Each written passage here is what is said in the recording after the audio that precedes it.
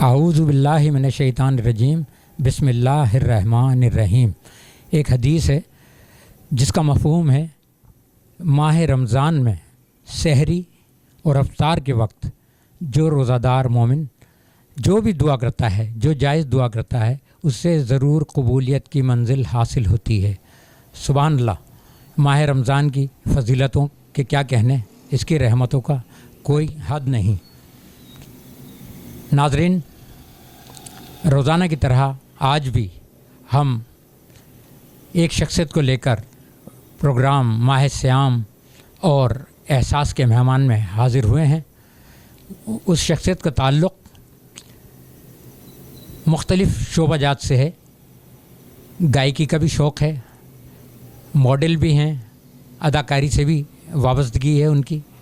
तो आज की मेहमान शख्सियत से आपकी मुलाकात करवाते हैं। आज की मेहमान शख्सियत हैं नायाब सहर। अस्सलाम वालेकुम नायाब सहर साहिबा। वालेकुम अस्सलाम। नायाब सहर साहिबा, कैसा महसूस कर रही हैं आज आप एहसास की मेहमान बनकर? बहुत अच्छा फ़ील हो रहा है, मुझे यहाँ पे बुलाया गया और बहुत अच्छा लगता है कि मैं इधर तक पहुँची हूँ और मुझे बोलने का मौका मिल रहा है। जी बिल्कुल, आपको बोलने का भी मौका मिलेगा और अपने जवाहिर दिखाने के मौके भी मैसर आएंगे इंशाल्लाह।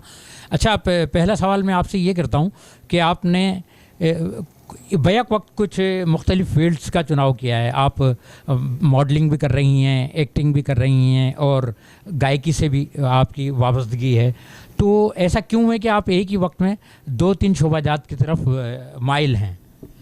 मुझे शौक़ है, अक्सर मुझे मॉडलिंग का बहुत शौक़ था, तो मैंने सोचा कि मॉडलिंग करनी चाहिए और मुख्तलिफ़ जगहों से मुझे ऑफ़र्स भी आती रही हैं। तो मैंने कहा कि ये अच्छी बात है कि आगे हमें बढ़ना चाहिए, मॉडलिंग की तरफ जाना चाहिए और जो जो बंदे का शौक़ होता है उसमें हिस्सा लेना चाहिए और ये है कि आगे बढ़ना और हमारे लिए ये होता है कि अच्छा होता है। अच्छा, ये बताइएगा, अब तक आपने जो काबिल ज़िक्र मॉडलिंग के हवाले से प्रोग्राम ऑर्गेनाइज़ किए गए, उनमें जो आपने पार्टिसिपेट किया, उनका कुछ हवाला दीजिए। जी, मैंने पार्टिसिपेट किया है। हमारा एवरेस्ट कल्चर शो था आसिफ सागर का, और सेकंड शो था हमारा मुदस्सिर लोधी है उनका था, और कराची में कुछ शोज़ थे उनका किया है। उधर क्या कहते हैं, ये वहाँ पे है बोल चैनल, उसमें भी मैंने किया है, वहाँ पे भी परफॉर्म करके आई हूँ। और दूसरा है कि इज़्ज़त नवाब का शो था, फैशन शो कराची में, वहाँ पे भी मैंने मॉडलिंग की है, वहाँ पे भी हमें अवार्ड मिला है। अच्छा, तो मतलब कैसा फीडबैक रहा? बहुत अच्छा फीडबैक रहा। हमारी पूरी कोशिश थी कि हम अच्छा परफॉर्म करें और हमने बहुत अच्छा परफॉर्म किया, जिसकी वजह से हमें अवार्ड भी मिले। हमें आगे से आगे आ रही हैं कि आप आएँ और परफॉर्मेंस दिखाएं अपनी। जी अच्छा, चूँकि हमारा प्रोग्राम माह सियाम और एहसास के मेहमान रमज़ान के ताल्लुक़ से, तो कुछ सवालात हम रमज़ान की मुनासिबत से भी ज़रूर करते हैं। आप ये बताइएगा, यकीनन मुसलमान होने के नाते रोज़ा तो हम सब पर लागू और फ़र्ज़ होता है, तो आपने पहला रोज़ा कब रखा, उसकी कुछ यादें शेयर कीजिए। मैंने पहला रोज़ा तो बचपन में, तो ये मुझे कुछ याद नहीं है तो कम उम्र यही है कि मतलब हो गई थी 15-16 साल की उम्र में मैंने रखा है। क्यों मैं कहूँ कि मैंने इतनी सी उम्र में रखा है, उस वक्त से मैंने स्टार्ट किया था रोज़ा रखना। तो अल्हम्दुलिल्लाह जब से पूरे ही रोज़े रखते हैं जब भी माह रमज़ान आता है। तो अच्छा, एक तो होती है हमारी एक्टिविटीज़, लेकिन उनसे हटकर एक होती है घरदारी। तो घरदारी में आपकी कितनी दिलचस्पी है? घरदारी में भी माशाल्लाह दिलचस्पी है, उसमें भी हाथ बताते रहते हैं। घर के काम तो आपको पता है वो तो हैं, एक तो शुरू से ये रिवायत घर की चलती भी आ रही है। घर के काम काज तो आपको पता है हर लड़की ही करती है, वो तो नहीं छोड़ सकती। ये काम तो एक काम है और ये काम अलग है, तो जाहिर सी बात है इसमें भी काम करना है हमें और घर को भी देखना है। घर गृहस्थी तो आपको पता है कि शुरू से एक रिवायत है। जी अच्छा, कुछ अपने तालीमी करियर के हवाले से बताइए। जी, मैंने BA किया हुआ है और BA के बाद फिर मेरी शादी हो गई, माशाल्लाह 2 बच्चे हैं। जी, तो बस कम उम्र में शादी हो गई थी मेरी, तो उसके बाद फिर मुझे शौक़ हुआ कि मुझे मॉडलिंग का शौक़ शुरू से था, मुझे आगे बढ़ना है और मुझे कुछ करना है, तो बस फिर इस फील्ड में आ गई। अच्छा, आपने बताया कि आपने शादी भी कर ली और अल्हम्दुलिल्लाह 2 बच्चे भी हैं आपके, तो आप किस तरह मैनेज करती हैं अपने जो अपना शौक़ है, अपनी एक्टिविटीज़ हैं एक तरफ, और दूसरी तरफ जो खातून खाना की हैसियत से घर को संभालना, बच्चों को संभालना, उनकी केयर करना, हस्बैंड को टाइम देना, तो किस तरह आप मैनेज करती हैं? देखिए, हर चीज़ का एक टाइम पीरियड होता है, बंदे को टाइम निकालना पड़ता है, हर चीज़ को साथ लेके चलना पड़ता है। ज़ाहिर है घर गृहस्थी को देखेंगे, उनके लिए टाइम निकालेंगे तो बाहर के लिए भी एक्चुअली निकालना पड़ता है हमें टाइम। तो घर को भी देखभाल के चलते हैं कि किस तरीके से हम मैनेज कर पाएंगे और किस तरीके से नहीं कर सकते हैं। तो थोड़ा बहुत दोनों तरीक़ों को देख के फिर चलता है इंसान ना। तो घर को भी देखते हैं और बाहर को भी देखते हैं हम। मुराद ये कि ऐसी कोई आपको कोई डिफ़िकल्टी पेश नहीं आती है इसमें? नहीं, डिफ़िकल्टी तो पेश नहीं आती, थोड़ी बहुत जो आती है तो फिर उसका भी हल कर लेते हैं। जी, मैनेज हो जाता है। अच्छा, ठीक है। अच्छा, ये बताइए कि आप ज़ाहिर मॉडलिंग की फ़ील्ड है वो, तो इस फील्ड में मुख्तलिफ़ किस्म के लोगों से वास्ता पड़ता है। कहीं कोई ऐसा कि जो आपके काम में रुकावट का सबब बने हो, या ये कि आपको की हौसला अफजाई की हो? जी, अभी तक तो कोई रुकावट नहीं बनी है, अल्लाह का शुक्र है। जो हैं, कुछ हैं ऐसे लोग भी हैं जो रुकावट पैदा करने की सोचते हैं, पर अल्लाह बहुत बड़ा है तो वो मतलब इतनी इज्जत देता है, तो ऐसी कोई नौबत ही नहीं आती है। अच्छा, आपकी जो साथी मॉडल्स हैं उनके साथ आपके रिलेशन कैसा है?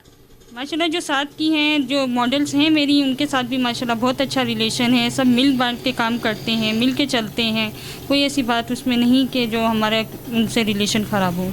अच्छा, आप फिल्में देखती हैं पाकिस्तानी, हॉलीवुड या बॉलीवुड, या उनसे मुतालिक कुछ बताइए अगर देखती हैं?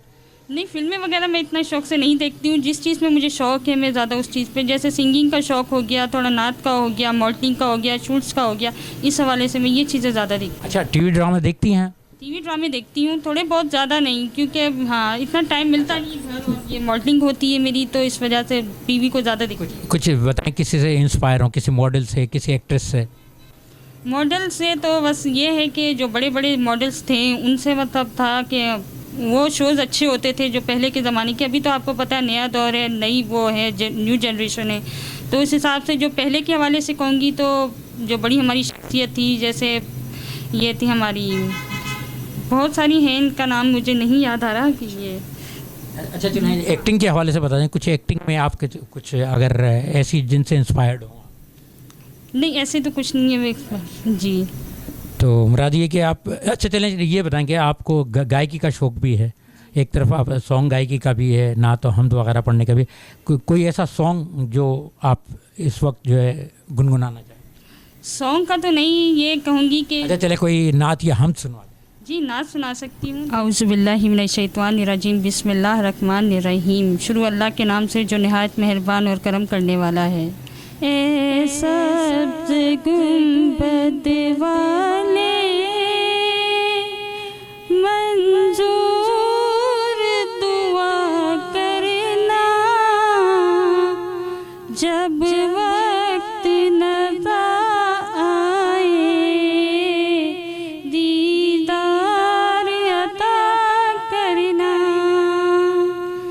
ए नूर खुदा आकर आँखों में समा जाना, या दर पे बुला लेना, या ख्वाब में आ जाना। ए नूर खुदा आकर आँखों में समा जाना, या दर पे बुला लेना, या ख्वाब में आ जाना। ए परदनशी दिल के पर्दे मेरा करना, जब वक्त नज़ा आए दीदार अता करना। ए सब्ज़ गुंबद वाले मंजूर दुआ करना, जब वक्त नज़ा आए आका दीदार अता करना। सुभान अल्लाह, जज़ाकल्लाह। अच्छा नायब सर, ये बताइएगा, आप परफॉर्म करती हैं मॉडल शोज़ में, अच्छा मेकअप के हवाले से कोई जो इवेंट्स होते हैं उसमें भी आप हिस्सा लेती हैं? नहीं, मेकअप के हवाले से तो मैंने अभी तक फ़िलहाल कोई हिस्सा नहीं लिया है। अच्छा, गुज़िश्ता दिनों प्रेस क्लब में होने वाले शो में भी एक अवार्ड आपको मिला था, उसके मुतालिक आपको आप बताइएगा। जी, मुझे मिला था अवार्ड, प्रेस क्लब में मिला है, मुझे एवरेस्ट कल्चर शो की तरफ से भी मिला है और क्या कहते हैं कराची में भी मुझे मिले हैं। जहाँ जहाँ मैंने परफॉर्म किया है, जो बेस्ट मॉडल अवार्ड मिला था मुझे। तो यहाँ जो जितने भी शोज़ हुए कराची और हैदराबाद में, उधर से मुझे मतलब मॉडल। अच्छा, ये बताइए, आप जब आपकी कवरेज आपकी फैमिली तक पहुँचती है, उनका कैसा रद्द-ए-अमल होता है? मतलब पॉजिटिव होता है क्या? किस किस्म का रिमार्क्स देते हैं? नहीं, माशाल्लाह बहुत खुश होते हैं जब ज़ाहिर है देखते हैं कि औलाद तरक्की कर रही है, आगे की तरफ बढ़ रही है और उनको अवार्ड मिल रहे हैं, एक उनका नाम हो रहा है। बंदा जब आगे बढ़ता है तो ज़ाहिर है उसमें सब खुश होते हैं और खुशी होती है। जी, बिल्कुल। अच्छा, आप मैं ये चाहूँगा कि आप ये बताइए कि मुस्तक़बिल में आपका क्या टारगेट है? क्या मतलब कि किस मंजिल तक पहुँचना चाहती हैं? किस फील्ड में एक वाज़ेह निशान और मकाम बनाना चाहती हैं? मैं तो चाहती हूँ कि मैं बहुत आगे बढ़ना चाहती हूँ कि मतलब कल को लोग मुझे जाने, मैं इतना आगे जाऊँ, मॉडलिंग में जाऊँ, ड्रामास में काम करूँ, जहाँ मुझे काम मिलता है। और अल्लाह का शुक्र है, मुझे आगे से भी बहुत वो फोर्स करते हैं कि आप आएँ और ये हमारे शोज़ में हिस्सा लें और मॉडलिंग में हिस्सा लें और ड्रामों में हिस्सा लें। तो ज़ाहिर है वक्त के साथ साथ आस्ता आस्ता बंदा सब चीज़ों को कवर करता है और मुझे है शौक़ कि मैं कुछ कर पाऊँ, अपने पैरों पे खड़ी हूँ। जिस तरह के आजकल हालात हैं, उस हालात के मुताबिक मैं चाहती हूँ कि आगे बढ़ना चाहिए और कुछ ना कुछ करना चाहिए। जी, अच्छा, मैं नायब से ये चाहूँगा कि हमारे एहसास चैनल के नाज़रीन के लिए आप अपना कोई पैगाम देना चाहें। नाज़रीन, ये इनका पैगाम मैं यही देना चाहूँगी, रमज़ान के हवाले से ये बहुत अच्छा कर रहे हैं, सबको आप इंटरव्यू जो कर रहे हैं और जितने भी आप आर्टिस्ट मॉडल्स बुला रही हैं, ये अच्छा काम है। इस तरह बंदा आगे बढ़ता है और उनका स्क्रीन पे भी एक देखना और घर वालों के भी चेहरे पे भी एक खुशी आती है। इस तरह से बंदा चलता रहता है, उनकी हौसला अफजाई होती है और जी एक जज्बा उनमें बेदार होता है अपने काम को मज़ीद निखारने का और बढ़ाने का।